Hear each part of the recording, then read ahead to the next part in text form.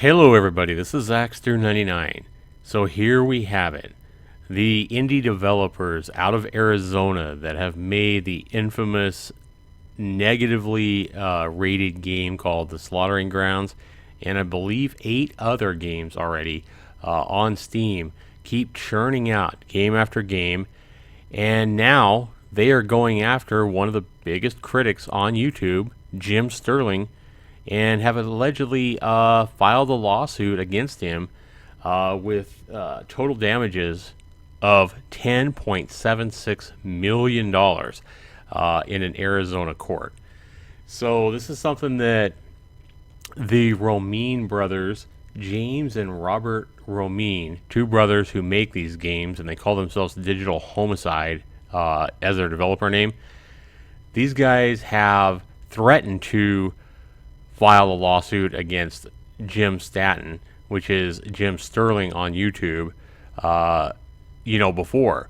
And they threatened to do it in a debate they had on Skype, even between the two, between Robert Romine and Jim Sterling. They had a debate on Skype, which I actually uploaded to my YouTube channel last night because I felt that this particular debate was pretty interesting. While it's really awkward to watch, I felt it needed more exposure, just to show the kind of what we're dealing with here, the two individuals we're dealing with, and that's really well defined in that argument they had last July, well before this lawsuit became something that actually happened. So I play this game, and what you're looking at right now in the background is me playing The Slaughtering Grounds, because I played it about a year after Jim Sterling did. I saw the negative reviews it had on Steam, and I wanted to see for myself, if maybe Jim Sterling, he does have a lot of fans and subscribers here on YouTube, and I wanted to see if, they can have an influence. People can have an influence, and I wanted to see if maybe he had influenced enough people to go over and just buy the game and bash it without giving it a fair chance. So I wanted to see for myself how the game was. And I actually picked it up with 4 other games. I bought 5 of Digital Homicide's games for 99 cents. So 20 cents a piece is what I paid for the game when I bought it. Now, when Jim Sterling bought it a year before, when it first hit Steam, the game was evidently $10 US. So big difference in the price. And, when I played it, I can see why the price dropped down to, 95% off of its original asking price. And you can see kind of just, without any sound or anything here, you can kind of see why the game is so horrible. I remember I turned the music off in the options right before the game, and then as soon as I started the game, the music came back on without any authorization from me. In fact, I gotta say that watching this review now and taking the music out of it, the audio from this review that I did, and not having to hear that awful music that they have in this game cycle over and over again, is a lot more pleasurable. So like I say, I turned that music off in the game options and then started a game, and the music started. And this game is one of the worst games I've ever played. Now, I've reviewed now closing in on 200 games on Steam alone for reviews. And this game was one of my worst scoring games. Now, keep in mind that a big part of my review scores that I give is value. Are you getting enough game for what you paid? And I rated the value for this game based on my paying price of 20 cents, and I still gave it a 0 for value. I still said this game is not even anywhere near worth 20 cents. It's not even worth playing for free in its awful state. The controls felt loose, and it felt like you were sliding around. You can see the purchased assets that they bought in the Unity store just pretty much tacked together. I agree with Jim in a god-awful way. It's a mess. This game, it's just a mess. You can everything from the way they've worked the clock to the way they made it so that if you die, you start over with no ammo. And they didn't even make it so that if you kill, a certain number of enemies on the level that you would start the next level. No, they couldn't even do that. They made it so you had to play for 15 minutes, regardless of your number of deaths, regardless of how many enemies you killed. You have to play for 15 minutes, period, before you go into the next game. That's what I mean by the game's just an awful mess. And since then, when I played it a year after they made it, more than a year after they made it, and it still wasn't any good. It still scored a 4% from me. So, let's go ahead and talk about, though, this lawsuit that Digital Homicide, these two brothers, have filed against Jim Sterling for everything he's done as far as critiquing their games. Now, it's went a lot further than that between Jim Sterling and these Ramin brothers. James and Robert are their first names. And they even had Robert and Jim Sterling even kind of did a Skype call last July, to try to iron things out and try to understand each other better. And it's a really awkward, call to listen to. But it does kind of shine a lot of light between some of the differences between these two individuals. And it's worth a listen. And that's one reason I uploaded this whole call to my channel last night, because there was only one other channel that even had it. So just in case that video ever goes down, or that channel goes down, or whatever, I wanted at least to give that call some more exposure, especially with knowing about the lawsuit that's been filed as of last week by Digital Homicide against Jim Sterling. Now, Digital Homicide, they claim that Jim Sterling, whose real name is James Stanton, has falsely accused Digital Homicide and caused damage to their indie development company. Now, according to their document, says Digital Homicide, their company is asking for $2.26 million in direct product damage. They believe that Jim Sterling, or they think they have proof that Jim Sterling caused them that exact amount of damage to their games with his videos and with his critique and the statements that he's made.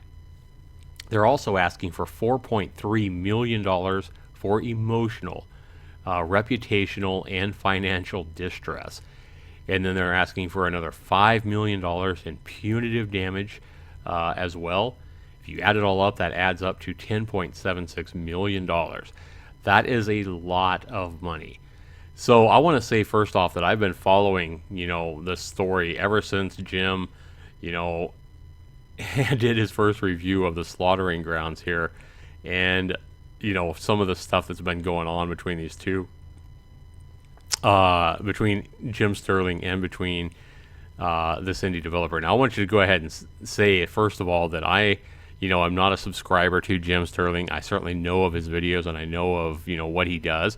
And I think, honestly, that YouTube needs more people like Jim Sterling, more people that are, willing to man up and take on these developers who are willing to put out garbage like the slaughtering grounds. So, first of all, if you go and you research this, you're going to find out that of all the damage that Digital Homicide believes that Jim Sterling did to them in his videos and his other Twitter places and other social media websites,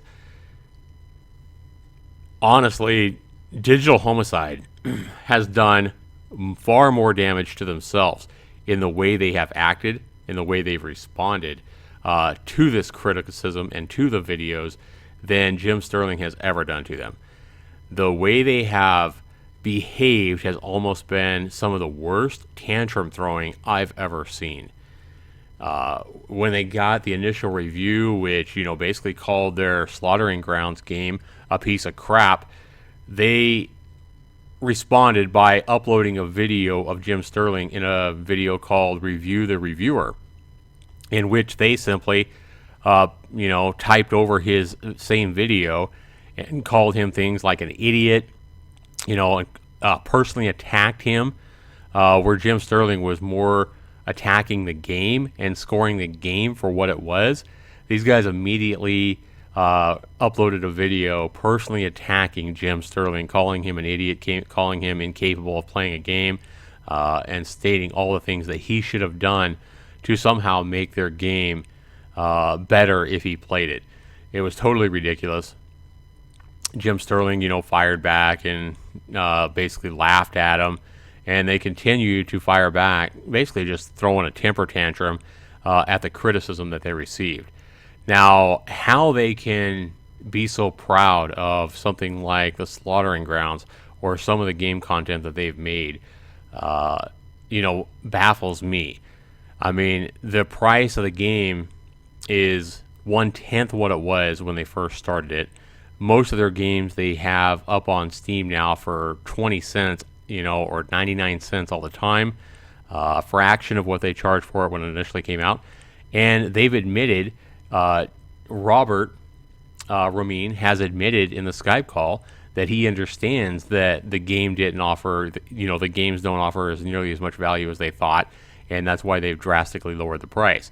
So by even doing that, that's pretty much admitting, though, that they don't want to be selling people or a turd for $10 and having people feel like they got a turd for their money. And Robert Ramin even says those words exactly in his Skype conversation or Skype debate that he did with Jim Sterling in that Skype call, which I've uploaded to my channel recently. So, yeah, I mean, Digital Homicide, if you follow them, they have done far more damage to themselves with the way they've behaved and the way they've reacted to their criticism than Jim Sterling or anybody else has ever done to them. It's mind-boggling to me that, get this, this is what's really, really bad. This is a company that does buy assets from the Unity store and then puts them in a game and tries to make, a game that they think will make money on Steam. Their games do tend to show a lot of, lack of effort and inspiration and real desire to make a fun game. And it does feel like when you play their games that they really just mash something together in an attempt to try to make money. So the worst part of this whole lawsuit, which I want to go ahead and remind everybody that no developer or company has ever actually filed a lawsuit against a critic, especially on YouTube, to try to recover money due to, a review causing damage to their sales. This is the first time that a lawsuit like this has ever been done. And, if you look up the definition of fair use, there is a gray line on fair use, as Jim and, Robert Ramin argue about in that call. But the chances of Digital Homicide winning any kind of monetary compensation because of this review or because of anything Jim Sterling has done are far-fetched. Very, very unlikely, at least if you ask me. I'm sure that if you ask a lot of people. But evidently, they think they have a lawyer that thinks they have a case. But this lawyer evidently wants $75,000 to, help them out with this lawsuit. And they are actually trying to collect the $75,000 in retainer fees for the lawyer they've picked out to help them out with this court case. They're trying to do this on a GoFundMe page. Yeah, that's right. And I'll have the link down to that below as well. I mean, if you guys want to help, Digital Homicide out, help them pay for $75,000, I'll link it below where you guys can look at it. And you can look at all the reasons they think that, they want to collect $75,000 from people like you and me to help them file this lawsuit against Jim Sterling. So the way I look at it, pretty much the same way these two guys, Digital Homicide doesn't want to do any real work or any creative work and try to spend the time to make a really good game with their own assets, their own ideas. They just keep trying to buy, assets made by other developers and mash them together into some sort of a quick game to try to make a quick buck on Steam. They're doing the same thing with a lawsuit. They don't want to take any kind of financial risk or responsibility to file this lawsuit. They think they need to file themselves. They want you and me to pay for this lawsuit that they think they have. And again, as you watch this video, this is gameplay from their game, The Slaughtering Grounds, where I'm moving right through trees. This is the kind of garbage that they continually pump out on Steam. In now about 2 years, two and a half years, somewhere in that time frame, they've pumped out, I believe, 9 games on Steam. And that's what I'm talking about, just continuing to pump garbage out and ask money for it on Steam. So it's utter ridiculous if you ask me. Even if they get this funded, even if they file this lawsuit, which I honestly believe they're going to back down, because they're going to claim, oh, nobody would fund us. We can't afford to file it, and continue with the process of the court, actual court case. They're going to back down because they're not going to get enough funding. If you look at their GoFundMe page right now, I think they've collected like $200, and evidently they need $75,000. Supposedly they're going to file it themselves without an attorney if they don't get the funding they want. But if you really look at it, they are really saying that Jim Sterling has, caused them all this damage by running their name through the mud and the dirt and everything like that with his critique videos, his review videos on their games, and everything else that Jim Sterling has done. Again, they've done more damage to themselves in the way they've reacted, the way they've responded unprofessionally, and they've called him just as many names, publicly as Jim Sterling has done to them, if not more. But here again, with this lawsuit, with them filing this lawsuit, what do you think that is? Them filing this lawsuit for $10.76 million against Jim Sterling is something that's definitely going to get a lot of media coverage and YouTube coverage, just like it's doing with me right now. It's why I'm making this video. So yeah, ironically, the very thing they claim that they're filing the lawsuit on Jim Sterling for doing, they are doing in the worst way right back to Jim Sterling by even filing this lawsuit, a lawsuit that I think they know they're not going to win. It's fair use to actually play a game and review the game and let people know, hey, this is junk. Hey, this game is garbage for this, and this reason, and to show it in a video. It really is fair use. It's our right as consumers, and it's our freedom of speech. If I go out and I buy a product at Walmart, a Samsung DVD player, a particular model, say the F7000 model DVD player or Blu-ray player, whatever, and it's a piece of junk and fires on me, of course I'm going to, tell people, hey, stay away from this particular model of product. Even if I tell 100,000 people about this with my, ability to on YouTube or some other means, it's still my freedom of speech. I have the right to tell other people, hey, I had a bad experience with this product, and that's exactly what this is a product that they're charging money for.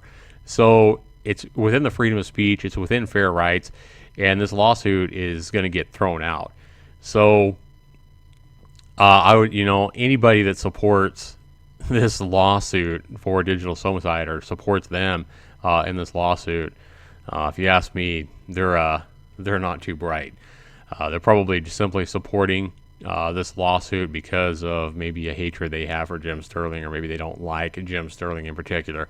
That would be my only guess. I can't imagine that anybody would believe that these guys would have any success at all with this lawsuit. But as you see here, this is my original review of the game. This is my review of the Slaughtering Grounds, one of their many games they now have up on the Steam store. And, definitely not a very good score. And it was an unbiased score. I mean, I went in there more than a year after they put this game up just to see what I thought. And this was my honest score of their game. And I'll have the link down to my original review of this game that I did a few months ago down below as well. But I want to know what you guys have to say about this lawsuit. Do you guys think that Digital Homicide has any chance of winning a lawsuit against Jim Sterling in the situation?